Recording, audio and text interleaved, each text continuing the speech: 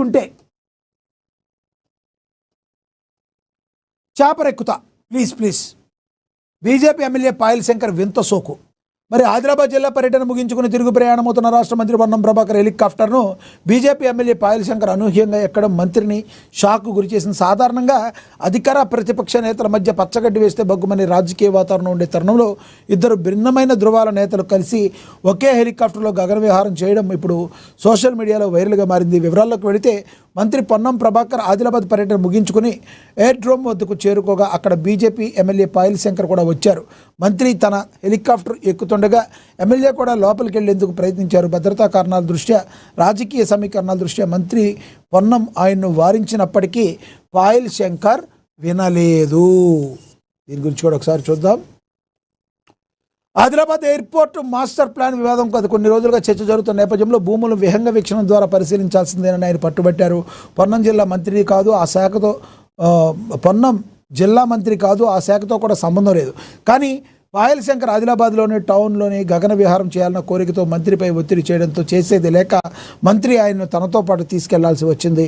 ఇటీవల కేంద్ర పౌర విమానయాన శాఖ మంత్రి రామ్మోహన్ నాయుడు ఆదిలాబాద్ ఎయిర్పోర్ట్ ఏర్పాటుపై అధికారుల బృందాన్ని పంపిస్తామని ప్రకటించారు.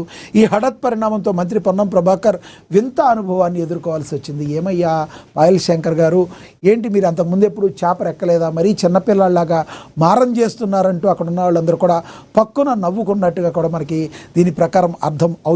ఏది ఏమైనప్పటికీ కూడా పాయల్ శంకర్ మరి తాను ఎటువంటి పరిస్థితుల్లో గగనంలోంచి మీతో పాటు నేను కూడా చూడాల్సిందేనని పట్టుపట్టడంతో మంత్రి పొన్నం ప్రభాకర్ చేసేదేమీ లేక ఆయన కూడా మిన్నకుండిపోవాల్సి వచ్చిందని కూడా ప్రచురించడం జరిగింది.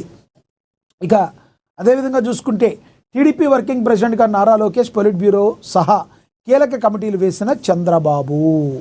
ఇది చాలా కీలక పరిణామం టీడీపీలో.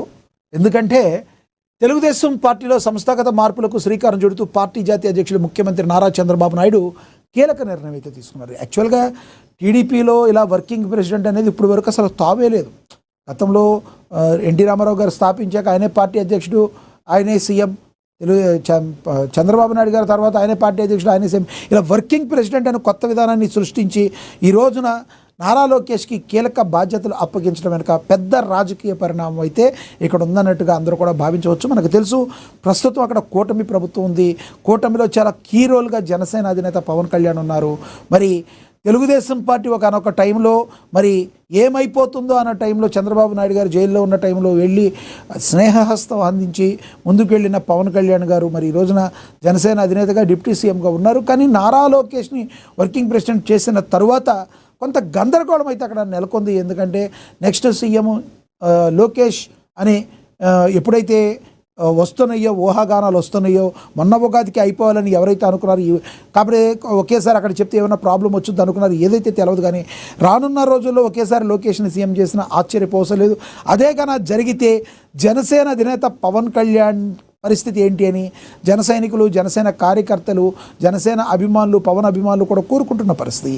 చూడాలి ఇది రానున్న రోజుల్లో మరి జరుగుతుందా. ఒక 2-3 ఏళ్ల పాటు ఇదే విధంగా ఆయన వర్కింగ్ ప్రెసిడెంట్గా ఉంటారా? అప్పట్లో రాహుల్ గాంధీ చేసిన తప్పు చేయరా? అదేవిధంగా కేసీఆర్ చేసిన తప్పు, కేటీఆర్ని సీఎం చేయకుండా ఉన్న తప్పు చేయకుండా మరి చంద్రబాబు గారు చిన్నబాబుని సీఎంగా ప్రకటిస్తారు. ఇవన్నీ కూడా $1 మిలియన్ ప్రశ్న. ఏది ఏమైనప్పటికీ కూడా ఇది మొత్తం బాల్ చంద్రబాబు కోర్టులో ఉందా లేదంటే బీజేపీ కోర్టులో ఉందా, ఇది కూడా మనం ఆలోచించాలి. ప్రధాని నరేంద్ర మోడీ ఒక్కసారి గ్రీన్ సిగ్నల్ ఇస్తే నారా లోకేష్ను సీఎంగా ప్రకటించే పెద్ద విషయం కాదు. కానీ ఇక్కడ పవన్ కళ్యాణ్ అనే వ్యక్తి కూటమి యొక్క కలయికకు చాలా కేంద్ర బిందువుగా ఉన్న వ్యక్తి. మరి ఆయన్ను కాదంటే మరి ఓట్లు షేర్ తర్వాత టర్న్ అవుతాయా అవ్వవా, ఎన్ని రాజకీయ పరిణామాల మధ్య ఉంది. అయితే ఎవరి అంతర్గత పార్టీలో వాళ్ళని వర్కింగ్ ప్రెసిడెంట్ చేసుకోవచ్చు. టీడీపీకి ఆ హక్కు ఉంది. నారా లోకేష్ గారు వర్కింగ్ ప్రెసిడెంట్ అయినంత మాత్రాన ఇమీడియట్లీ పోయింది. కానీ వర్కింగ్ ప్రెసిడెంట్ కీలక బాధ్యతలు అప్పగించిన తదుపరి సీఎంఏ కదా అని ప్రశ్న అందరిలోనూ ఉత్పన్నమవుతున్నమాట వాస్తవం. దీని అందరం కూడా మనం గమనించాలి. మీరేమనుకుంటున్నారు దీని గురించి కమెంట్ బాక్స్లో కమెంట్ అయితే చేయండి.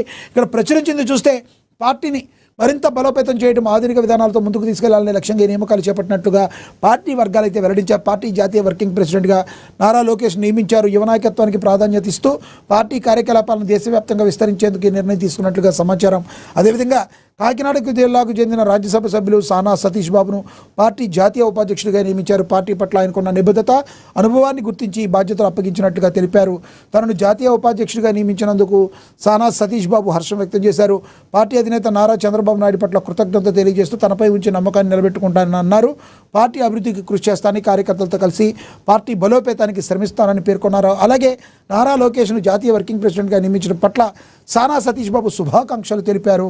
ఆయన నాయకత్వంలో పార్టీ మరింత ఉన్నత స్థాయికి చేరుకుంటుందని ఆశాభావాన్ని అయితే వ్యక్తం చేశారు. ఎక్కడా కూడా చిన్న చప్పుడు లేదు, ఏమీ లేదు. జస్ట్ చెప్పదలుచుకుంది, చేయదలుచుకుంది చేసుకుని వెళ్ళిపోయారు. ఇది ఒక ప్రశాంతమైన వాతావరణంలో ఇలా చేసేయటమే అనేక ప్రశ్నలకు, రాజకీయ ప్రశ్నలకు తావిస్తుంది. దీని గురించి మరి రానున్న రోజుల్లో ఇది ఏ రకంగా ముందుకు వెళుతుంది, రాజకీయ పరిణామాలు ఏ విధంగా ఉండబోతాయని ఆంధ్రప్రదేశ్లో ఈ యొక్క మూవ్ ఎలాంటిది అనేది మనం వేచి చూడాల్సిన పరిస్థితి. ఇక బీహార్లో సామ్రాట్ శాఖ మొదలు.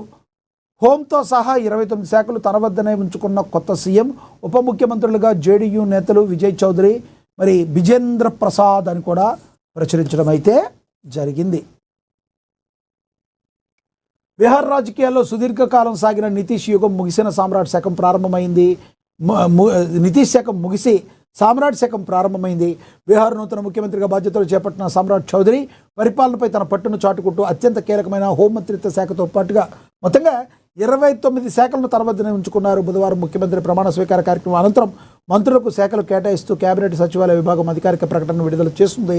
ఈ కొత్త ప్రభుత్వంలో జేడీయూ నేతలకు ఉప ముఖ్యమంత్రి పదవులు దక్కాయి. విజయ్ కుమార్ చౌదరి, విజేంద్ర ప్రసాద్ యాదవ్ ఉప ముఖ్యమంత్రులుగా నియమితులైన కీలక బాధ్యతలను స్వీకరించారు. అన్ని కీలక శాఖలపై సీఎం సామ్రాట్ పట్టు అట్టు పెట్టుకున్నారు. దీనిలో ప్రధానంగా ముఖ్యమంత్రి సామ్రాట్ చౌదరి ప్రస్తుతం హోం, విజిలెన్స్, రెవెన్యూ, భూ సంస్కరణలు, ఆరోగ్యం వంటి అత్యంత ప్రాధాన్యత కలిగిన శాఖలను తన వద్దనే ఉంచుకున్నారు. దీని ద్వారా రాష్ట్ర భద్రత, పోలీస్ పరిపాలన మరియు చట్ట వ్యవస్థపై ఆయనకు పూర్తి స్థాయి పట్టు ఏర్పడింది. వీటితో పాటు వ్యవసాయం, పరిశ్రమలు, పంచాయతీరాజ్, కార్మిక వనరులు, విపత్తు నిర్వహణ వంటి మొత్తంగా 29 శాఖలను ఆయన స్వయంగా పర్యవేక్షిస్తున్నారు. ఇక ఏ మంత్రికి కేటాయించని ఇతర శాఖలు కూడా ముఖ్యమంత్రి పరిధిలోనే ఉంటాయని ప్రభుత్వం స్పష్టం చేసింది. ఈ భారీ స్థాయిలో శాఖలను తన వద్దనే ఉంచుకోవడం ద్వారా రాష్ట్రంలో కేంద్రీకృత పాలనకు ఆయన పునాదులు వేసినట్లుగా రాజకీయ విశ్లేషకులు అయితే భావిస్తున్నారు. ఇక డిప్యూటీ సీఎంలకు కీలక బాధ్యతలు. కూటమి సమతుల్యతను పాటిస్తూనే ఉప ముఖ్యమంత్రికి కీలక బాధ్యతను అప్పగించారు. సీనియర్ నేత విజయ్ కుమార్ చౌదరికి జలవనరులు, పార్లమెంటరీ వ్యవహారాలు, సమాచార మరియు ప్రజా సంబంధాల శాఖలతో సహాయం మొత్తంగా 10 శాఖలను కేటాయించారు. ఆయన గతంలో కూడా నితీష్ కుమార్ ప్రభుత్వంలో ఇవే బాధ్యతలను సమర్థవంతంగా నిర్వహించారు. ఇక బీజేపీ వ్యూహం చారిత్రాత్మక విజయం. 2025 అసెంబ్లీ ఎన్నికల్లో 89 సీట్లతో బీజేపీ ఏకైక పెద్ద పార్టీగా అవతరించింది. నితీష్ కుమార్ రాజ్యసభకి ఎన్నికై సీఎం పదవికి రాజీనామా చేయడంతో బీహార్ బీజేపీ స్వయంగా ప్రభుత్వాన్ని నడిపాలని దీర్ఘకాల వ్యూహం ఫలించింది. జేడీయూ నుంచి బీజేపీలో చేరిన సామ్రాట్ చౌదరి క్షేత్రీయ స్థాయిలో పార్టీని బలోపేతం చేయడంలో కీలక పాత్ర అయితే ఆయన పోషించారు. ఇది బీజేపీకి ఎప్పటి నుంచో ఉన్న కళ, తన కళను తాను సాకారం బీహార్లో చేసుకుంది అని మనం గమనించవచ్చు. ఇక సామాన్యుడికి పెట్రో వాత తప్పదా? ఎలక్షన్లు అయిపోయే వరకు పెరగకపోవచ్చు. ఒకసారి తమిళనాడు ఎలక్షన్స్ కూడా అయిపోయినాయి అంటే ఆ తర్వాత వడ్డన షురూ అయ్యే కార్యక్రమం అయితే దగ్గరలో ఉందని మనం అయితే అనుకోవచ్చు. ఎందుకంటే రోజుకు 1600 కోట్ల నష్టాల్లో చమురు సంస్థలు ఉన్నాయి. అంతర్జాతీయ మార్కెట్లో పెరుగుతున్న ముడి చమురు ధరల పెంపులకు రంగం సిద్ధం చేస్తున్నాయి.